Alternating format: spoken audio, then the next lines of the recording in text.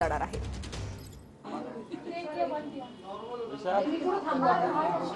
विशाल आपला पण रेकॉर्ड कर। अरे पण मी कुठून लाईव्ह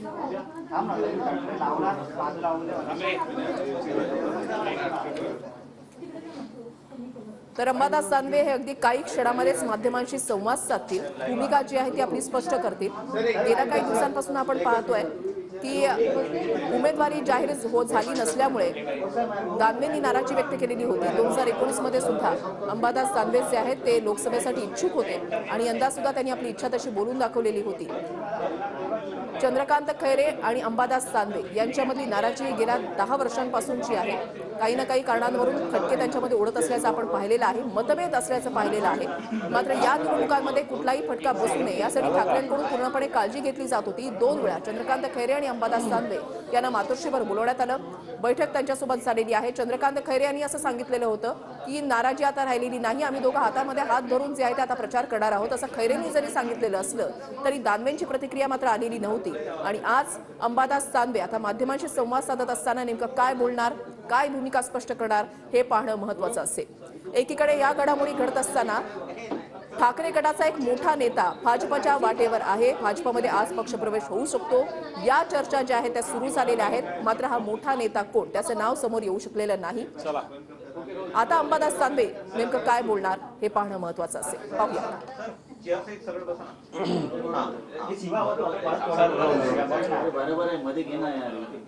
दानवे साहेब, ज्या प्रकारे एकंदरीत तुमच्या संदर्भात चर्चा येत आहेत, नेमकी वस्तुस्थिती काय आहे? एक तर सगळ्यात आधी ज्या चॅनलवाल्यांनी 10 वाजता माझा पक्षप्रवेश होणार होता असं सांगितलं, त्यांनीच त्यांची बातमी खोटी ठरवलेली आहे।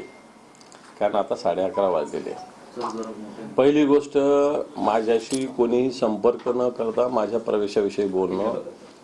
खरं तर मी काही संपादकांशी सुद्धा बोललेलो आहे। मी तर आता या चॅनलवर मानहानीचा दावा दाखल करणार आहे। कारण अशा खोटाड्या बातम्या तुमचे न्यूज चॅनल चालवण्यासाठी, तुमच्या TRP साठी, कारण मी 30 वर्ष जुना शिवसेनेचं काम करणारा शिवसैनिक आहे। बाळासाहेबांच्या विचाराने लढणारा आहे, नुसतं काम करणारा नाही तर लढणारा आहे। पद येत असतात, पद जात असतात, हे मी सुद्धा अनुभवलेलं आहे।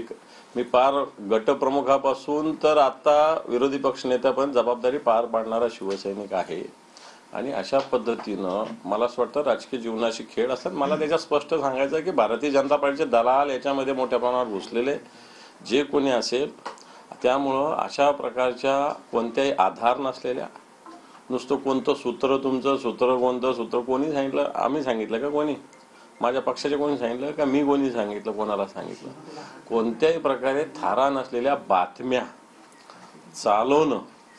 मी सकाळी काही चॅनलच्या संपादकांना सुद्धा फोन केला, ठीक आहे मी तर कारवाई करायला भाग पाडेल ज्यांनी ज्यांनी ह्या अशा प्रकारे बातम्या हे केलं त्याच्यावर मी रीतसर, मी आता थोड्याच वेळेत मी माझ्या लीगल ॲडवायझरला आणि माझ्या अधिकाऱ्यांना सांगितलेलं की रीतसर 1 तासाभरातच मी मेल पाठवणार ज्या ज्या चॅनलने अशा पद्धतीने केलं। त्यामुळे अशा प्रकारच्या खोटाड्या बातम्या ज्याला कोणताही आधार नाही आपल्याकडून दिल्या जातात। विषय माझ्या दृष्टीनं संपलेला आहे। मी शिवसेनेचा, मला जर ह्या सगळ्या गोष्टी करायच्या असत्या तर खूप आधी केल्या असत्या, परंतु मला असं वाटतं माझ्या मनात कोणत्याही प्रकारे असे विषय नाही। ठीक आहे, निवडणुकीचा विषय आहे। उद्धवजी ठाकरे साहेबांनी पक्षाची यादी जाहीर केली, मी साहेबांच्या नेतृत्वाखाली काम करणारा शिवसैनिक आहे। त्यामुळे अशा प्रकारे एखादं पद, एखादी निवडणूक येणं आणि जाणं फार काही महत्त्वाचं असतं असं मी मानत नाही। त्यामुळे आपल्या सगळ्या बातम्या चूक ज्या ज्या चॅनलच्या, आपल्या मी सगळ्यांना बोलत नाही, पण ज्यांनी ज्या ज्या चॅनलने अशा बातम्या लावल्या ह्या चुकीच्या, खोट्या, माझी मानहानी करणारा आहे, माझ्या 30 वर्षाच्या निष्ठेने काम करणाऱ्या कामाचा अपमान करणारे, असं माझं स्पष्ट मत आहे। तुम्ही ज्या प्रकारे मध्ये नाराज होतात एक विषय होता की आपण नाराज आहात, त्याच्यामुळे या बातम्या पुढे आल्या। नाराज असलं म्हणून काय झालं? तुम्ही फार खुश असतात का सगळे लोक? हां, तुम्ही काय सगळे लोक खुश असतात? तुम्हाला कोणतं भेट दिलं जातं, कोणत्या चॅनल, तुम्ही रोज चॅनलचा हा संपादक त्या संपादकाचा चॅनलचा होऊ लागला। आज मी एका संपादकाला फोन केला, तो म्हणे मी आजच्या दिवसाच येऊ द्या, दुसऱ्या चॅनलचा संपादक होऊ लागलो नाही मी, हे तुमचं चालतं। पण मला असं वाटतं नाराज वगैरे असणं, मी स्पष्टपणे सांगितलं की ज्या दिवशीपर्यंत उमेदवारीची यादी जाहीर करणं त्या दिवशीपर्यंत नाराजी असते, नंतर रोज रोज थोडी नाराजी असते। तुमच्या नाराजीचा फायदा घेतला जातो का विरोधकांकडून? विरोधकाकडून नाही, तुमच्या चॅनलकडून। विरोधक कोणी काय बोल, कोणता विरोधक बोला सांगा? चला शिंदे गटाचा एखादा माणूस बोलला का? ऐकून घ्या, शिंदे गटाचा एखादा माणूस बोलला, भाजपचा एखादा माणूस. आता सुरुवातीला शिंदेकडे जाणार, शिंदेकडे जाणार, शिंदेकडे जाणार, कालपासून सुरू भाजपकडे जाणार, भाजपकडे जाणार, भाजपकडे जाणार. रावसाहेब दानवे काय बोलले? भाजपचे आहेत अंमलात. अरे मी 30 वर्षानं शिवसेनेचं काम करतो, मी 20 वर्षानं जिल्हा प्रमुख आहे. त्याच्यामुळे काय मुद्दा असं आहे की तुमची आणि भाजपचे विचार जुळतायत असं त्यांचं म्हणणं आहे, म्हणजे एकत्रितच अप्रत्यक्ष निशाणा साधलाय त्यांनी. विचार जुळतात. शिवसेना आणि भाजप तर 25 वर्षानं अलायन्स होते ना, त्यामुळे शिवसेना आणि भाजपचे विचार सारखे होते. सारखे म्हणजे एका विचाराने आम्ही लढत होतो. त्याच्यामुळे काय झालं का आम्ही काय एक झालो काय? आमचं स्वतंत्र आहे शिवसेनेचं. आम्ही काय भारतीय जनता पार्टीच्या बरोबर होतो म्हणून काय भाजपमध्ये गेलो का? आम्ही शिवसेनेची आमची स्वतंत्र विचारसरणी, स्वतंत्र धारा आहे, स्वतंत्र बाण आहे, आणि त्या बाण्यानेच आम्ही चाललेलो आहे. चंद्रकांत खैरेंच्या प्रचारात कधीपासून उतरताय? मी उतरलेलो आहे प्रचाराला. अजून 1.5 महिन्याचा काळ आहे. संभाजीनगर जिल्हा छोटासा आहे. 4 दिवस 8 दिवस लागत नाही प्रचार करायला. 8 दिवसात सगळा जिल्हा ढवळून काढता येतो आणि माझ्यात तेवढी क्षमता आहे. आणि मी ऑलरेडी मागच्या आठवड्यातच जवळपास 100 गावांचा दौरा करून झालेला आहे माझा. फार मोठा मतदारसंघाने 8 दिवसात सगळा प्रचार कंप्लीट होईल. आमच्याकडे संघटनात्मक ढाचा आहे. इथं बसून सगळ्या गावाच्या बूथपर्यंत प्रचार करता येतो. ही शिवसेनेची ताकद आहे. त्यामुळे असं काही नाही की फिजिकली आपण गेलं पाहिजे तिथं. पण तरी मी मागच्या आठवड्यामध्ये जवळपास 90 गावांचा दौरा केला आहे. मी कुठेही नाही, मी शिवसेना या विषयाचा प्रचार केला आहे ना आणखी पुन्हा करणार आहे. आणि मला महाराष्ट्रात फिरायचं आहे आणखी सगळीकडं. स्टार प्रचारकाच्या यादीमध्ये मी आहे, त्यामुळे मी महाराष्ट्रात स्वतः फिरणार सगळीकडं. सर, खैरे आणि तुमच्यातले मतभेद जे होते ते पूर्णपणे मिटलेले आहेत का? की आणि चंद्रकांत खैरे यांनी निवडून येण्याची किती हे पण कोणतेही मतभेद नव्हते. त्यांनी तिकीट मागितलं होतं, मी तिकीट मागितलं होतं, एवढाच विषय. तिकीट जर 2 जणांनी 3 जणांनी मागितलं म्हणजे मतभेद असतं नाही. खैरे साहेब आमच्या पक्षाचे ज्येष्ठ नेते, संभाजीनगर जिल्ह्याचे ते पालक आहे. आम्ही सगळे तरुण कार्यकर्त्यांना सांभाळण्याचं काम त्यांनी सातत्यानं केलेलं आहे आणि आज आम्ही त्यांच्या नेतृत्वाखाली संभाजीनगरात काम करतो. याचना नाही अब रण होगा असं सूचक वक्तव्य काही वेळापूर्वीच तुम्ही केलं होतं. नेमकं रण म्हणजे तुम्ही स्वतः रणांगणात उतरणार आहे काय? हो, मग पक्षाच्या मला असं वाटतं उद्धवजी ठाकरे साहेबांचे विचार, उद्धवजी ठाकरे साहेबांचे हात मजबूत करण्यासाठी मला असं वाटतं. कारण पक्षाविषयी काही सांगतात ना लोक, भाजपला मॅनेज झाले, याला हे झाले, त्याला ते झाले. आणि म्हणून आम्ही काय शिवसेना काय भीक मागणार आहे काय? शिवसेना लढणारी शिवसेना, त्याच्यामुळे लढेल आणि जिंकेल शिवसेना.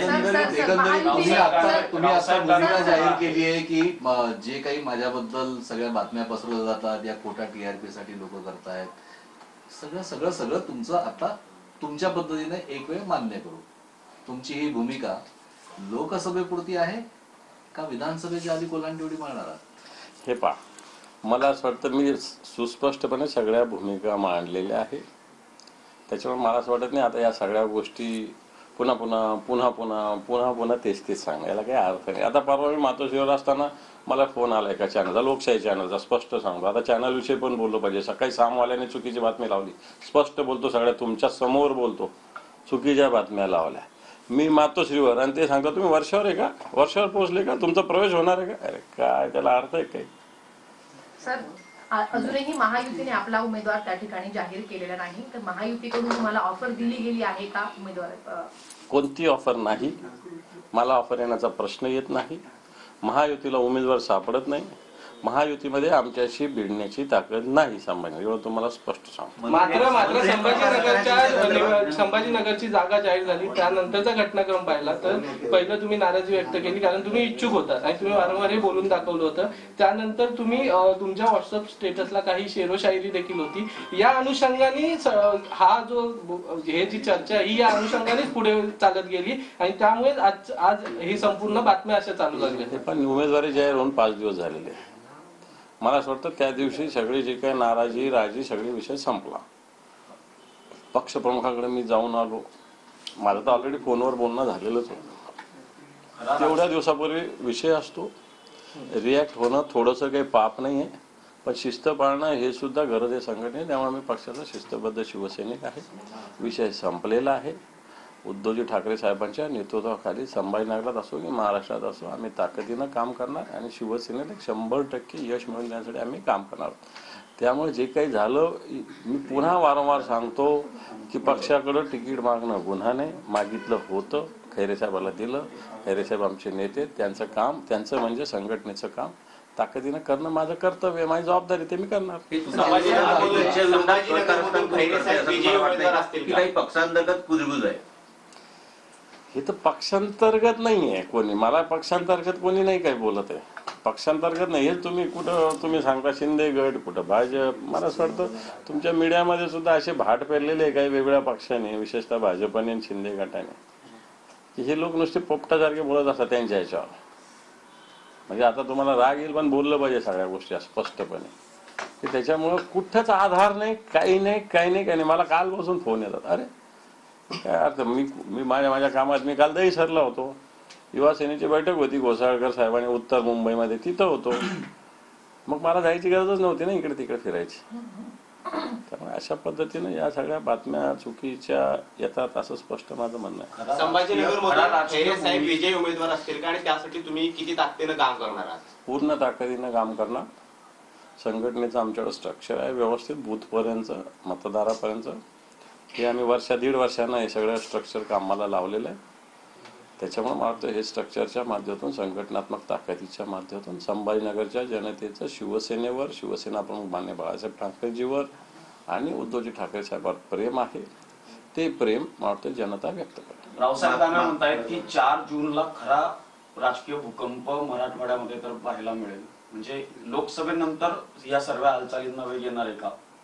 मला असं वाटतं 4 जूनला मराठवाड्यात भारतीय जनता पार्टीची, शिंदे गटाची, अजितदादाची एकही जागा येणार नाही. हाच राजकीय भूकंप असेल. दानवे साहेब, एकंदरीत आपण बघतोय मातोश्रीवर तुमचं वाढतं वजन या गोष्टींना कारणीभूत आहे असं वाटतंय तुम्हाला? असं वजन बिजन काही नसतं संघटनेत कोणाच, पक्षप्रमुख फायनल असतं. हे रावसाहेब दानवे मग का म्हणतात असं की तुम्ही पूर्वाश्रमीचे भाजपचे आहात, तुमचं भाजप? मी 30 वर्षानं संघटनेचं काम करतो, काही गोष्टी करतो. पण तुम्ही होतात का भाजपमध्ये? होतं, विद्यार्थी परिषदेचं काम केलंय मी. म्हणजे तुमचा प्रवास कसा होता जरा सांगा. आता मला असं वाटतं आपण या विषयावर बोलू, बाकी विषय नंतर बोलू, प्रवासावर वगैरे.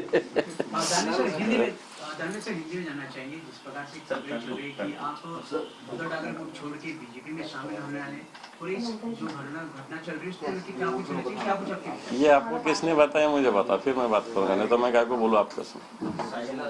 है सच्चाई क्या आपको? ये आपको किसने बताया ये मुझे बताओ, फिर मैं जवाब दूंगा. मेरा ये विषय से संबंध है तो मैं क्यों बोलूं? सर ऐसी बातें चल रही है, आपको बीजेपी के ऑफिशियल पर्सन ने ये बताया है क्या, या शिवसेना के कोई ऑफिशियल पर्सन ने बताया होगा तो मैं उस पर बात करूंगा, नहीं तो मेरी बात करने का कोई सवाल ही पैदा नहीं होता. मतलब ये मान के आप अभी भी उद्धव ठाकरे के साथ ही शिवसेना में? अभी भी यानी ये जो खबरें चल रही है कि आप बीजेपी में शामिल होने की खबरें चल रही थी कि किसने बोला, बताओ ना मुझे. खबरें चल रही थी इसलिए कह रहे तो हैं. किसने बताओ तो सही. खबरें हैं तभी तो आपके खबरें क्या है कि तुम निर्माण कर दे.